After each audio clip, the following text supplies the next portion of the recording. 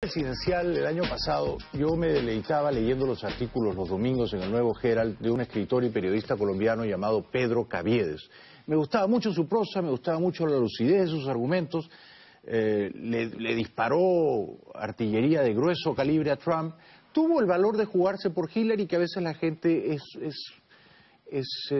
pusilánime o temerosa y dice no sé, yo soy neutral, yo soy periodista, yo soy objetivo. Bueno, Pedro ha venido esta noche. Pedro, gracias por venir, es un placer recibirte. Muchas gracias, Jaime. ¿Cómo evalúas estos 2 meses de Trump? Dejando en claro que ya en la campaña tú no lo veías con ninguna simpatía, ¿no? Sí, no, con ninguna.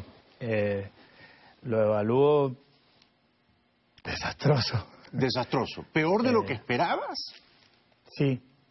Pensé que de repente ya siendo presidente iba a tener, por ejemplo, más cuidado con el Twitter. Y eso ha mostrado que no, que va diciendo lo que se le ocurre sin tener ningún tipo de prueba o de respaldo a lo que está diciendo. No, las políticas, por ejemplo, el presupuesto que presentó no me parece que tiene ni pies ni cabeza. La idea de gastar tanto más en lo militar, sí. De recortar una cantidad de programas y, por ejemplo, la Secretaría de Estado le quita un montón de fondos. Bueno, medio ambiente, agricultura. Sí. Exacto. En el medio ambiente nombró a un tipo que niega el cambio climático. Lo que me parece que ya... Y por otro lado tiene a Mattis diciendo que sí es una amenaza, el secretario de Defensa diciendo que sí es una amenaza al cambio climático. Entonces, además una serie de contradicciones grandísimas. ¿Por ejemplo? Bueno, por ejemplo esa con Mattis del cambio climático. Por ejemplo, que dicen que... O sea, para lo que les conviene, entonces lo que decían los del gobierno de Obama es válido, pero por otro lado se inventa que lo estaban escuchando, por ejemplo. Yo creo que una contradicción peligrosa es la del Obamacare. Creo que ahí se ha metido en un terreno pantanoso, porque de pronto muchos de los que votaron por él se van a dar cuenta de que este nuevo plan de salud los deja sin seguro médico, pierden su Obamacare, y son 20 y pico millones de personas. Son 20 y pico millones de personas, exacto. Dicen que 14 millones de personas se quedan sin seguro médico en el 2018, y para el 2024, 26, algo así, ya serían como unas 30 millones de personas, una cosa exagerada. Si por culpa del presidente, del signo ideológico que sea, tú te quedas sin seguro médico, es bien difícil que vuelvas a votar por él. Sí. Bien difícil. Y bien difícil que votes por el congresista que aprueba esa ley. Ahora, te pido que hagas un esfuerzo. ¿Ha hecho algo bueno Trump en estos 2 meses? Algo que tú digas, ok, ahí sí atinó, acertó. Bueno, dijo que deberían liberar a Leopoldo López, por ejemplo, en Venezuela. Ok, buen punto. En eso estoy de acuerdo. Sí, recibió a Lilian Tintori. ¿No te parece que el nombramiento de Rex Tillerson como secretario de Defensa es bueno? ¿Es un acierto? De Estado. Sí, perdón, de secretario de Estado, perdón. Bueno, lo que me preocupa es que él era de la ExxonMobil, que tiene un contrato muy grande pendiente en Rusia, que precisamente fue puesto en stop ese contrato por las sanciones que implementó el gobierno de Obama cuando Putin invadió una parte de Ucrania. Entonces, son un montón de hectáreas para perforar petróleo, la Exxon junto a al gobierno ruso, a la petrolera exacto. ¿Y tú crees que eso plantea un conflicto de intereses? Sí, grande. Y además, bueno, digamos, Rex Tillerson, pues tipo que fue presidente de la ExxonMobil, tiene que ser alguien capaz, además que escaló, no fue como que... Pero a la vez lo tiene como por allá medio apartado, no da muchas declaraciones. Pero es que parece que a él no le gusta exhibirse en la prensa. De hecho, hoy leí un artículo en el New York Times y a él no le gusta que los periodistas viajen en su avión. O sea, a él le gusta el perfil bajo. Está bien, pero la cuestión es que es como puede que no te guste, pero si vas a ser secretario de Estado te toca hablarle a la prensa. Claro. Y además de eso, has roto con una cantidad de... por ejemplo, esto de que todos los días la Secretaría de Estado daba una rueda de prensa en la que hablaban de todo lo que estaba pasando. Eso ya no han dado la primera, desde que está Tillerson ahí. Sí.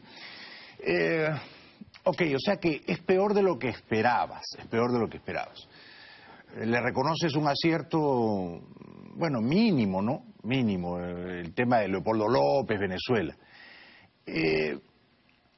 ¿Tú crees que Trump va a aprender a moderarse, a ser más juicioso, a no escribir exabruptos en el Twitter? ¿Va a aprender o simplemente no va a aprender? Yo no creo. ¿No eres optimista? No. Este último tuit que acusaba el expresidente Obama de haberlo vigilado y esto, le creó muchos problemas. Es más, yo creo que la comparecencia de Comey hoy fue a raíz de eso, más que de lo de Rusia en las elecciones. Pero no da muestras de eso, sigue diciendo que sí fue así. Entonces, le creó problemas en el Partido Republicano incluso, ¿no es cierto? Exacto. Claro. Exacto. Porque ese espionaje no puede haber ocurrido, ¿no? O sea, es como si Obama hubiese sido una especie de Maduro que pudiera poner a la... Claro. Y aquí no, eso no es así. Aquí hay todo un proceso judicial que hace que para que eso se logre, tiene que... Es más, si lo hubiera logrado, si eso se hubiera hecho, lo que mostraría es que había... fuera peor para Trump, porque entonces un juez habría determinado que era un peligro y que había que espiarlo. Sí, o sea, entonces, sería mucho peor. ¿Y por qué crees que él, digamos, quizá no es el hombre más inteligente del planeta, pero tampoco es un idiota? No es un idiota, no es un estúpido. ¿Por qué él escribe en Twitter que Obama le pinchó los teléfonos? ¿Cómo llega a esa conclusión? ¿Qué ve? ¿Qué lee? ¿Quién se lo cuenta? Esto es lo que yo no entiendo.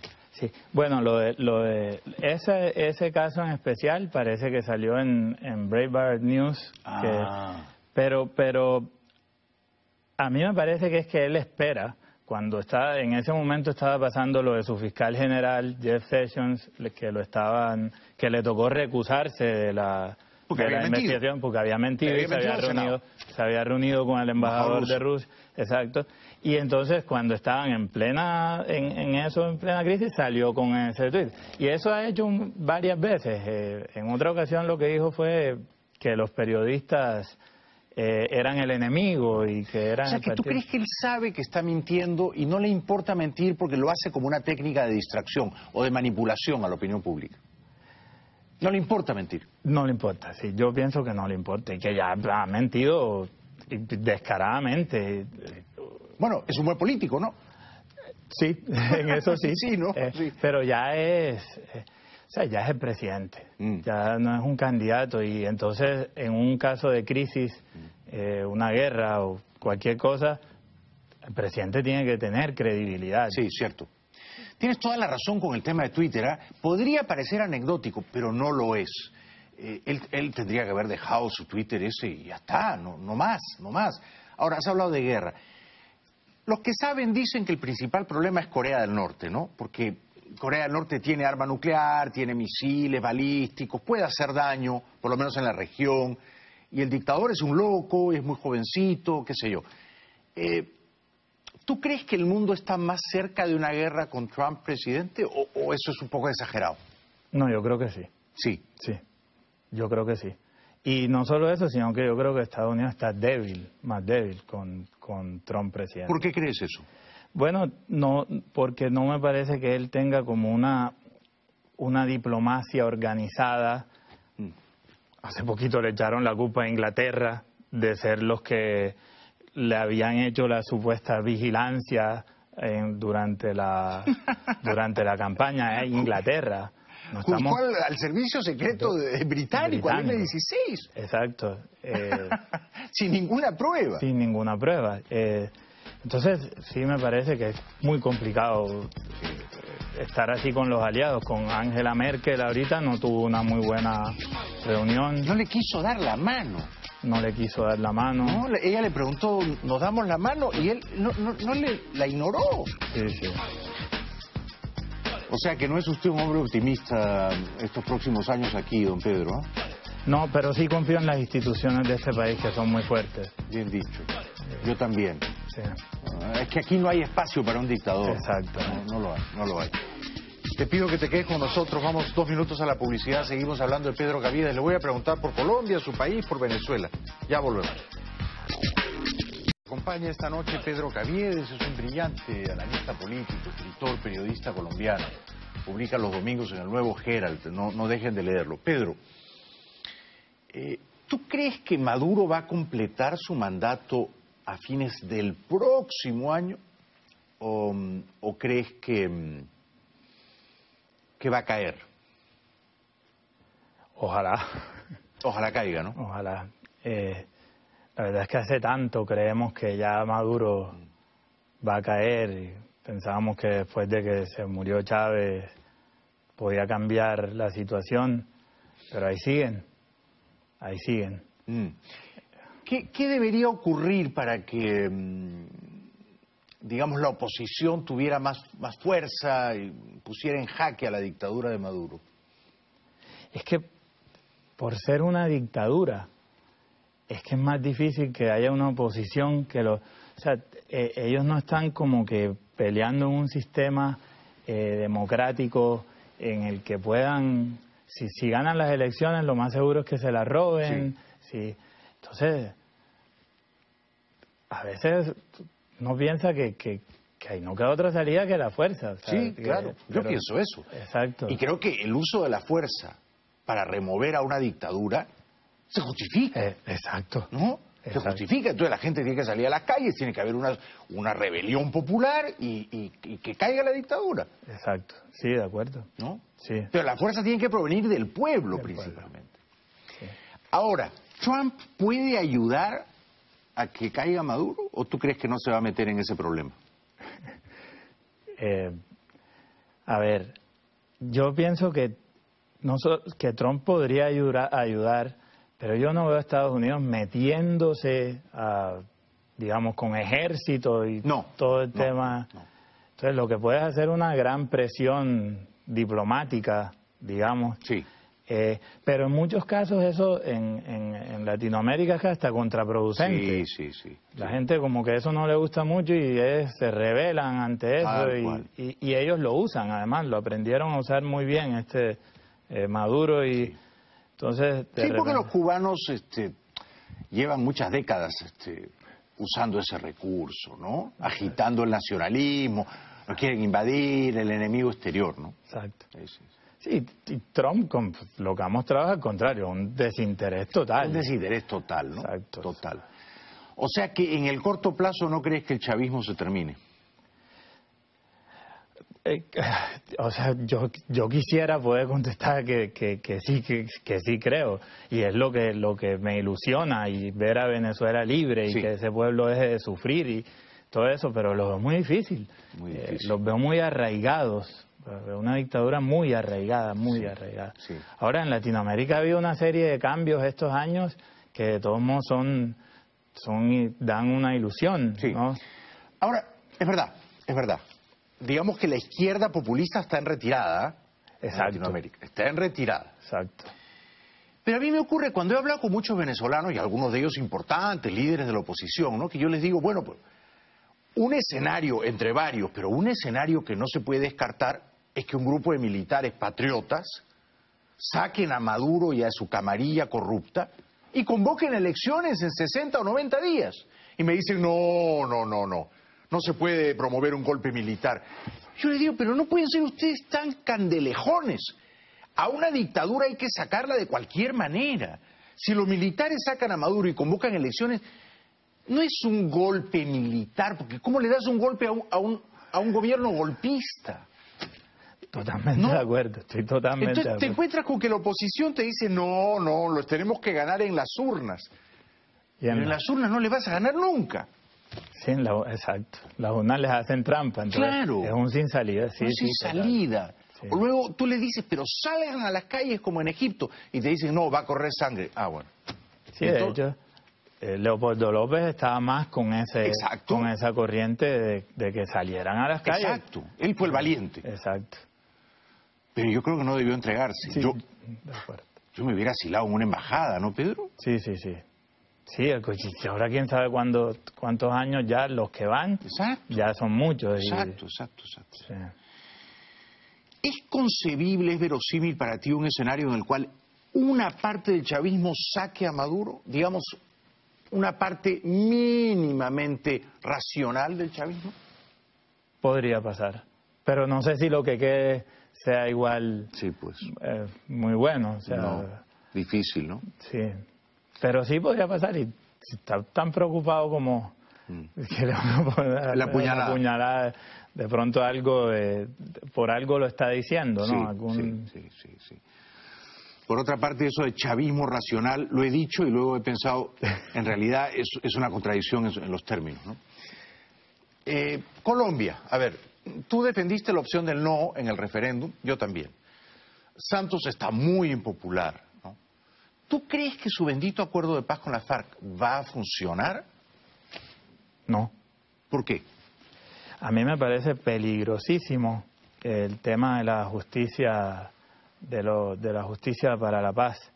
Me parece que monta una justicia alternativa a la Constitución. A la Constitución, claro. Y que está por encima de todo y que son la última palabra. Sí. Y además de ese tribunal especial para la paz, la mitad la escoge la guerrilla. Claro. Eso me parece una cosa absolutamente demencial. Demencial. Sí. Y luego el concepto de que el delincuente que confiesa sus crímenes, si dice la verdad, ya no va a la cárcel. Ya no para. ¿Qué te parece? No, terrible. Y no solo el que confiesa sus crímenes, sino que ya los altos mandos tienen, como quien dice, una amnistía. O sea, ¿una amnistía? Ellos ya tienen permiso para participar en política. Y estamos hablando de unos asesinos, unos completos asesinos, torturadores, secuestradores. O sea, cualquier crimen. O sea, un tipo de esos aquí le ponen, si no la pena de muerte, yo no sé, 6, 10 cadenas perpetuas. Claro, varias. ¿No? Exacto. Pero es que es verdad, son asesinos. Sí. Y sin embargo, el acuerdo de paz que Santos ha, digamos, forzado, ignorando la voluntad popular, además creo que les da escaños en el Congreso, ¿no? Sí, les da escaños en el Congreso. No sé si son 10, 12, 15 escaños. Sí, no sé exactamente cuántos son, pero sí, les da escaños, les da, sobre todo les da la posibilidad de participar en política. Y no se sabe qué va a pasar con las riquezas que tienen acumuladas de narcotráfico. Claro. Entonces, política más dinero. En Latinoamérica es complicado. Bueno, en todas partes del mundo, pero digamos, muy complicado. De 0 a 10, ¿cuánto le pones a Santos? 2. 2. De 0 a 10, ¿cuánto le pones a Maduro? Menos 20. De 0 al 10, ¿cuánto le pones a Trump en sus primeros 2 meses? Lo mismo que a Santos. 2. Sí. Me ha encantado el 2 a Santos, ese me ha encantado. Y el menos 20 a Maduro. Creo que podemos ser amigos, Pedro. Bueno, léanlo en el Nuevo Herald, es un brillante escritor y periodista, publica los domingos. Vuelve pronto, por favor. Muchas gracias, Jaime. Muchas gracias por venir. Pedro Caviedes, colombiano. Regresamos después de la pausa.